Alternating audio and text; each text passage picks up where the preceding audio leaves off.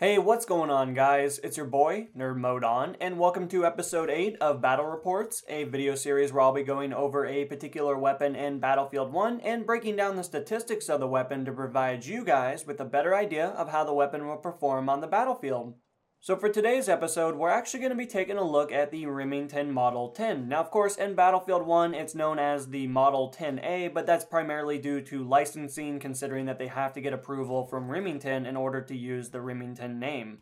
Now, before we get too far along, let's talk a little bit about some of the history of this shotgun, considering that it did see a little bit of usage during World War I, but alongside that, we'll talk a little bit about one of the more manufactured weapons that was utilized by the military during this time period. The Remington Model 10 was a pump-action shotgun that was designed by John Pedersen. The shotgun was designed with an internal hammer and a tube magazine which loaded and ejected shells from a port that was located in the bottom of the receiver. While this shotgun performed adequately, an updated version was introduced in 1930 with improvements being made to resolve some of the issues the Model 10 possessed. While the United States military predominantly used the Winchester Model 1897, Remington did, however, manufacture 3,500 Model 10As for troops during World War I. The shotgun was modified by reducing the barrel length, adding a sling swivel, including a wooden heat shield over the barrel, and lastly an adapter with a bayonet lug for affixing a bayonet to the end of the shotgun for close quarter needs. When you take into consideration that many soldiers utilizing these types of weapons were found in close quarters types of combat, it definitely does not go unnoticed that many of the weapons had bayonets affixed to them, considering that it was a last-ditch effort if they happened to run out of ammunition.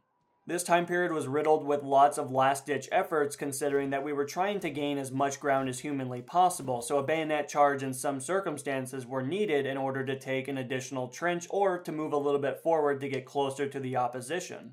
No doubt, Battlefield 1 would play much differently than it does if we had to take into consideration realistic elements that are a part of the real world and not necessarily facilitated in a video game.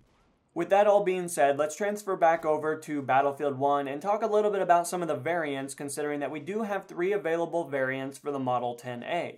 For starters, we have the Model 10A Factory, the Model 10A Hunter, and last but certainly not least, we have the Model 10A Slug. Now that we've established the 3 available variants in Battlefield 1, let's talk a little bit more about the benefits that they offer, considering that each one facilitates a different type of playstyle on the battlefield. For starters, let's define the factory variant and the benefits that it offers. So in this case, it does provide you with the benefit of it being lightweight, which means it recovers faster from recoil, thus making it more accurate. Secondly, we have the Hunter variant, which provides you with the benefits of it having tighter pellets, which increases the ranged effectiveness of the cone of fire. It is considered to be a medium between the factory variant as well as the Slug variant. And last but certainly not least, we have the Slug variant, which provides you with the benefits of it having increased range effectiveness, thus the close range shots need to be more accurately placed to deal effective damage to an individual player. Oddly enough, the Slug variant is not nearly as common as some other variants that are available for this particular shotgun. It is, however, interesting that the slugs in Battlefield have not really been nearly as common as they used to be back in Battlefield 3. That's probably because in Battlefield 3 they were far more effective than they have been in the last couple of years. Be that as it may, let's transfer over to the Model 10 statistics and give you guys some information about what you can expect from a weapon of this caliber. First and foremost, the Model 10A does have a 78 rounds per minute, thus making it one of the slowest firing shotguns that is currently available in Battlefield 1. Now we do start to notice the formation of some indiscrepancies starting to form, considering that the Slug variant is going to differ from the other additional variants that are available for this particular shotgun. For starters, the Factory and Hunter variant do clock in at 333 meters per second versus the Slug variant that happens to clock in at 420 meters per second. Regrettably, the slight increased velocity of the Slug variant still does not make it one of the more effective weapons when it comes down to dealing with multiple players in quick succession, so of course for that reason I would highly recommend straying away from it, considering that it just is not nearly as good as some other variants.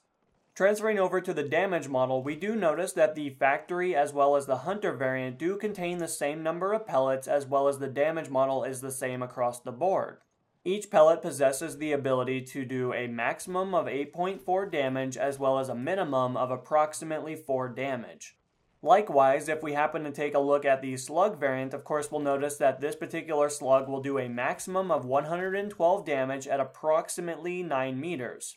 Now after about 9 meters, we'll notice a gradual decline of the overall damage being outputted at range, and of course once we get to 60 meters, we'll do a minimum damage of only 45 damage. One of the redeeming qualities of using a slug in this particular case is that if you happen to couple a headshot in there, you're going to be granted with the 1.8 times multiplier.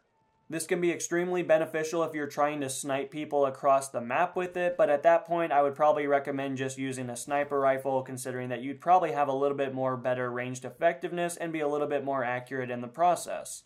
Now in Battlefield 1, unfortunately this time around they opted to go with a little bit more of a simplistic route when it came down to customization for the weapon system. Now as a due result of this alteration, we do notice that the available technology of this time period is extremely limited, considering that a lot of the options that were available in previous Battlefield titles unfortunately have not been developed, considering that this is World War I. This time around an innovation has been made to the iron sights, which do make them a lot easier to use, as well as a slight customization option does allow you to choose from the two available options.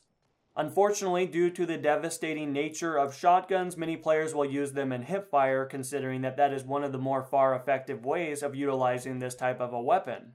Now in addition to this, if you happen to want to extend your reach when it comes down to your ranged effectiveness of using the melee system, of course you do have the option to affix a bayonet to the end of your weapon. At this point, you'll be able to perform a bayonet charge, which will increase your overall speed of your character, as well as the damage dealt to you will be slightly reduced from its normal value.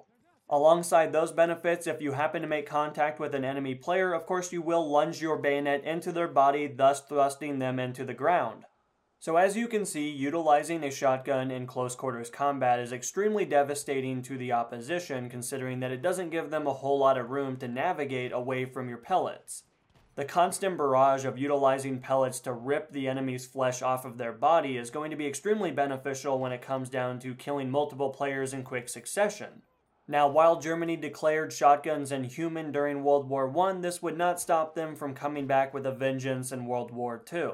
War as we know it is ever changing, and as a due result, there is definitely no off-limits weapons when it comes down to being effective in close quarters combat, as well as utilizing them in a fashion that is going to be sufficient for the winning team. But anyway guys, that's really all the information I have for you. Hopefully you found something in the video insightful and or entertaining. But until the next episode guys, this has been NMO. Now I'm going to be signing out guys. Peace!